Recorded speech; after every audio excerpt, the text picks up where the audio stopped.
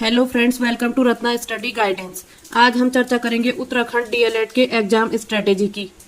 अब से लगभग 2.5 मंथ का टाइम आपके पास है, तो 2.5 मंथ में आप कैसे सिलेबस को कवर करेंगे।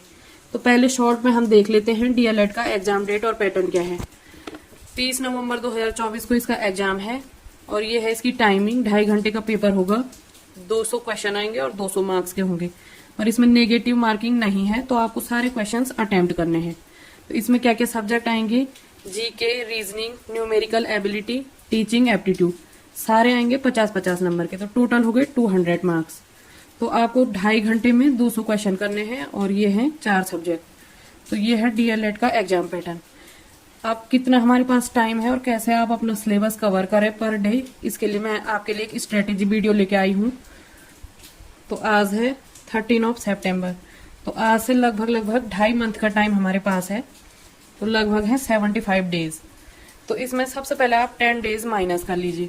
तो 75 में से 10 डेज रख लीजिए आप लोग अपने रिवीजन के लिए, तो बचे हमारे पास 65 डेज। तो 65 डेज में आपको क्या क्या करना है, पहले तो आपको एक टाइम टेबल बना के चारों सब्जेक्टों को अपना टाइम देना है, जीके, रीजनिंग, न्यूमेरिकल एबिलिटी और टीचिंग एप्टीट्यूड। क्योंकि टाइम कम है तो इसलिए सारे सब्जेक्ट आप लोगों को कवर करने होंगे साथ में। तो इसके लिए आप लोग क्या कीजिए कि 2-3 घंटे तो रीजनिंग और न्यूमेरिकल एबिलिटी की प्रैक्टिस कीजिए, क्योंकि इन दोनों में तो प्रैक्टिस ही लगती है, इनमें ज्यादा कुछ याद करना नहीं है। मेन फॉर्मूले होने चाहिए और पैटर्न पता होना चाहिए आपको रीजनिंग में।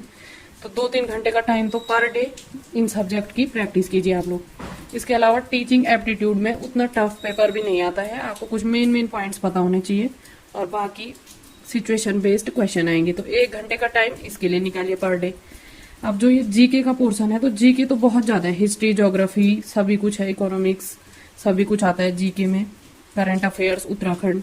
तो इसमें आप लोग क्या कीजिए, कुछ मेन टॉपिक को सेलेक्ट कीजिए और उनके 1 लाइनर तैयार कर लीजिए, क्योंकि अब इतना टाइम तो है नहीं कि सारा जीके पढ़ा जाए, जीके का सिलेबस भी ज्यादा रहता है।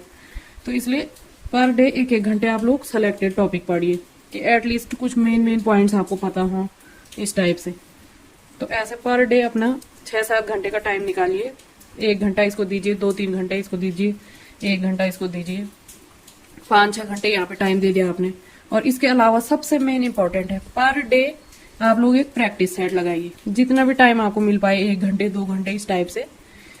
फिर बाद में धीरे धीरे आप लोग 2.5 घंटे में यानी कि 150 मिनट में आपको 200 क्वेश्चन की प्रैक्टिस करनी है। तो प्रैक्टिस सेट शुरू से ही लगाते हुए चलिए, क्योंकि कई बार ये होता है हमको क्वेश्चन तो आते हैं पर पेपर में हम लोग अटेम्प्ट ही नहीं कर पाते हैं।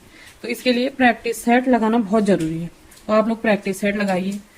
तो इस प्रकार से आप लोग सबसे पहले क्या कीजिए, स्टेप 1 प्रीवियस ईयर पेपर देखिए, उसमें से कुछ टॉपिक सेलेक्ट कीजिए, सारे सब्जेक्ट में क्या क्या आए हुए हैं।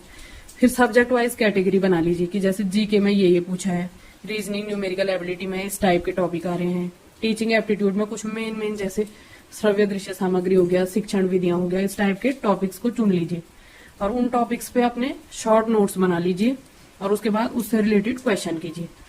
तो इस प्रकार से आप लोग 65 डेज में अपनी तैयारी कीजिए और लास्ट के जो 10 दिन है वो आप लोग रखिए रिवाइज के लिए, क्योंकि रिवीजन भी बहुत जरूरी है। कई बार क्या होता है, हम लोग बहुत ज्यादा पढ़ लेते हैं पर रिवाइज नहीं कर पाते हैं, तो इसलिए लास्ट के 10 डेज तो रिवाइज के लिए रखिए।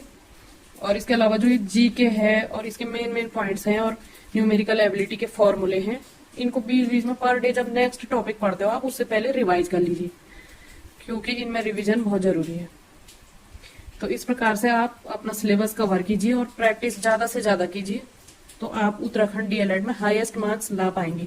अब क्योंकि इसमें नेगेटिव मार्किंग भी नहीं है, तो इसमें मेरिट भी हाई जा सकती है। तो इस प्रकार अपनी तैयारी रखिए कि आप सारा पेपर अच्छे से टाइमिंग के अंदर कर पाए। So good luck for all and इस स्ट्रेटेजी को फॉलो करके आप लोग अपने गोल को अचीव कीजिए। Thank you.